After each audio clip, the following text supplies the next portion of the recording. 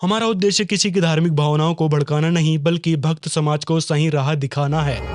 नमस्कार दोस्तों, आज के वीडियो में हम बात करेंगे सोशल मीडिया में काफी चर्चा का विषय रहे प्रेमानंद जी महाराज। सोशल मीडिया पर भी उनकी वीडियोस खूब देखी जाती है। इसका अंदाजा इसी बात से लगा सकते हैं कि प्रेमानंद जी महाराज का सत्संग सुनने के लिए अभिनेत्री अनुष्का शर्मा, क्रिकेटर विराट कोहली से लेकर सिंगर बी प्राक तक पहुंच चुके हैं और भी कई सारे समुदाय के लोग महाराज जी से मिलने आते हैं।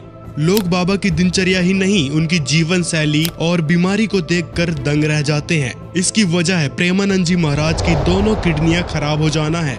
इनकी दोनों किडनी 18 साल से खराब होने के बावजूद ये जिंदा हैं। लोग इसी को चमत्कार मान लेते हैं। कुछ लोगों का ये भी कहना होता है कि ये दवा नहीं लेते, लेकिन दोस्तों प्रेमानंद जी महाराज ने खुद बोला है कि इनके जीवित रहने की सच्चाई इनके ट्रीटमेंट पर निर्भर है। डॉक्टर्स के द्वारा इनका निरंतर रूप से ट्रीटमेंट किया जा रहा है। उठा करके दिखाया कि देखो ये छाती में यहाँ पाइप पड़ा है, ये पाइप पड़ा है ना, छाती को चीर करके उसमें डाला गया और सीधे दिल वाली नली से इसके तब वो होता है ना फिल्टर खून पूरे शरीर का 4.5 घंटे उसमें तौल का।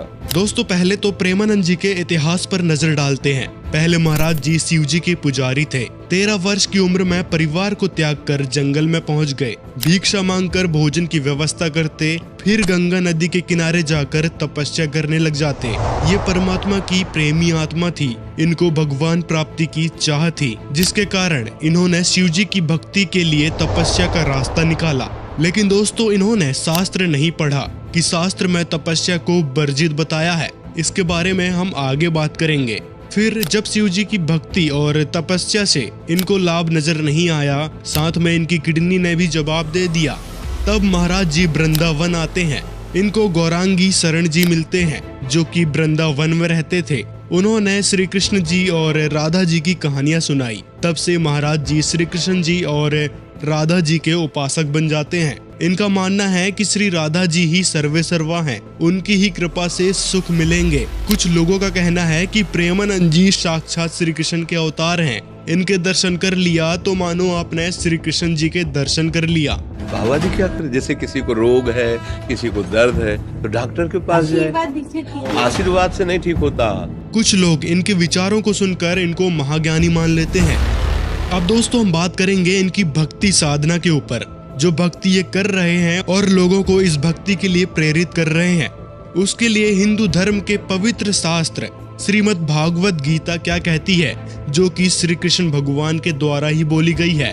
तो प्रेमानंद जी महाराज श्री कृष्ण जी का एक प्रचलित मंत्र बताते हैं और राधा मंत्र का जाप करने को कहते हैं। हर जगह राधा राधा का जिक्र करते हैं। राधा लिखा, राधा अंदर से सुना, अंदर से सुन भी रहे, राधा दिखाई भी दे रहा है। गुरुदेव आपको खाने में क्या पसंद है? राधा नाम, इसके सिवा कुछ पसंद नहीं।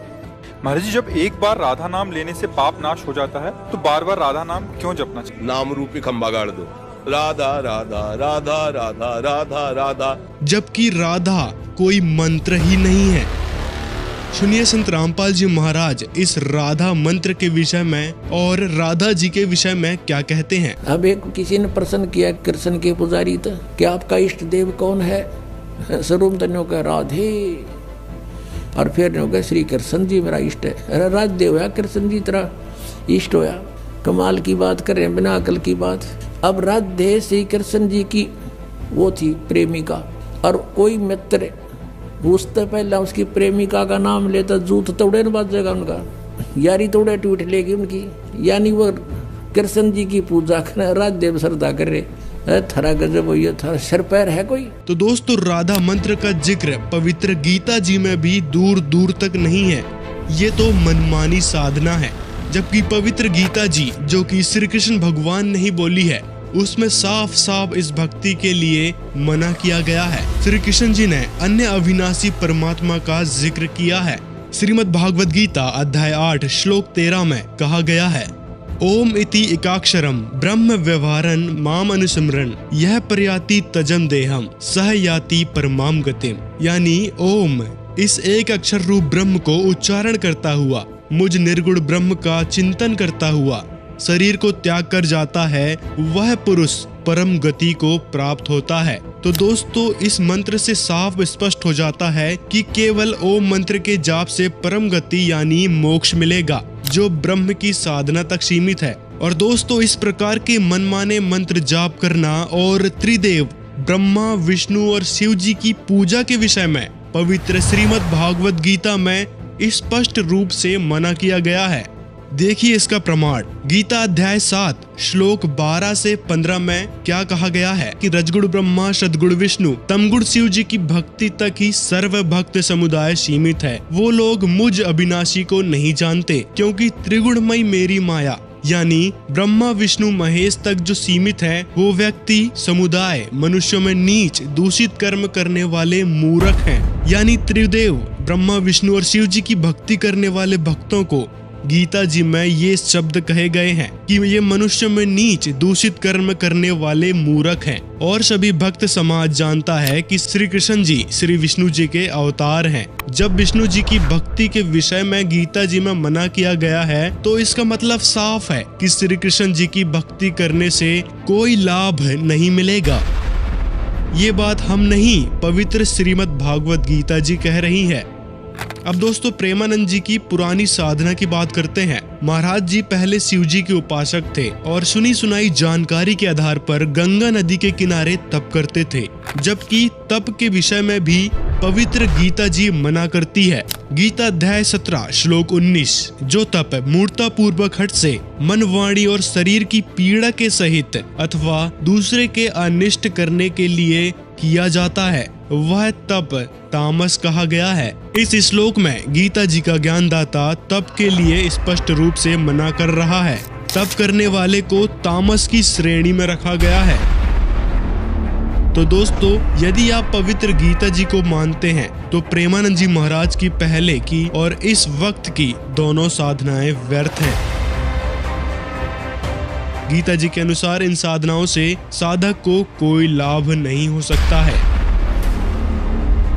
दोस्तों संत रामपाल जी महाराज के ज्ञान के अतिरिक्त अन्य संतों का जो भी ज्ञान है उसका कोई आधार नहीं है, ना ही कोई प्रमाण है। अन्य धर्म गुरु जगत समाज को मनमानी साधना पूजा विधि बताते हैं, जैसे व्रत करना, पितृ पूजा, श्राद्ध निकालना आदि क्रियाएं, जिसका श्रीमद् भागवत गीता में मना किया गया है। इस तरह से धर्मगुरु ने ढोंग पाखंड को भी बढ़ावा दिया है। यह सभी क्रियाएं शास्त्र विरुद्ध हैं। शास्त्र विरुद्ध होने के कारण इनसे हमें कोई भी लाभ नहीं हो सकता, क्योंकि गीता अध्याय 16 श्लोक 23 और 24 में कहा है कि जो व्यक्ति शास्त्र विधि को त्याग कर मनमानी साधना करता है, उसको ना कोई लाभ होता है और ना उसको कोई सुख शांति मिलती है और ना ही उसका मोक्ष होता है। अर्थात मनमानी पूजा साधना करना व्यर्थ है।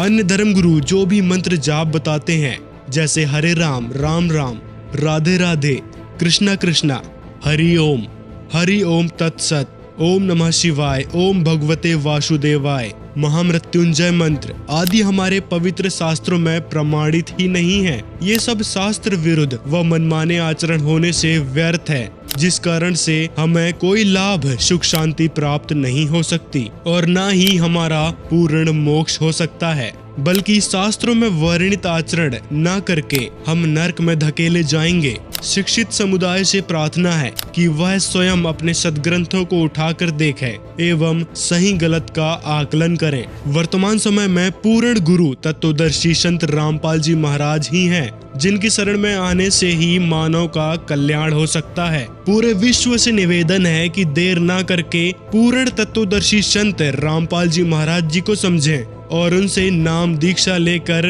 अपने मनुष्य जीवन को सफल बनाएं। इस संसार में एक पल का भी भरोसा नहीं है कब क्या हो जाए, इसलिए जब भी ज्ञान समझ में आए उसी समय पूर्ण गुरु की शरण ग्रहण कर लेना चाहिए।